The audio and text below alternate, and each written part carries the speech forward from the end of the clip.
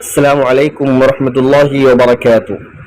عقیدے کی تعریف اور کائنات کا خالق کون ہے، سورہ اخلاص اور اس کا ترجمہ۔ یہ ناظرین نہایت اہم بات ہے۔ عقیدے کا صحیح ہونا ضروری ہے۔ عقائد عقیدے کی جمع ہے۔ ایسا نظریہ، یعنی عقیدہ کس کو کہیں گے؟ ایسا نظریہ جس کی بنیاد پر اللہ تعالیٰ کی رضا اور ناراضگی، جنت اور جہنم کا فیصلہ ہو، اسے عقیدہ کہتے ہیں۔ صحیح عقائد کو اسلامی عقائد کہتے ہیں۔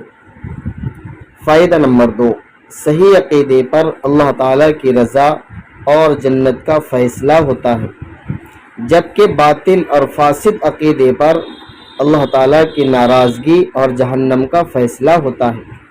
کائنات کا خالق اللہ ہے۔ کوئی بھی چیز خود بخود وجود میں نہیں آتی، بلکہ وہ کسی بنانے والے کی محتاج ہوتی ہے۔ اسی لیے اس بات پر ایمان لانا ضروری ہے کہ یہ کائنات بھی خود بخود وجود میں نہیں آئی، بلکہ اس کو بنانے والی بھی کوئی ذات موجود ہے، اور وہ اللہ تعالیٰ کی ذات ہے۔ اس وجہ سے عقائد کا صحیح ہونا یہ بہت ضروری ہے۔ والسلام علیکم ورحمۃ اللہ۔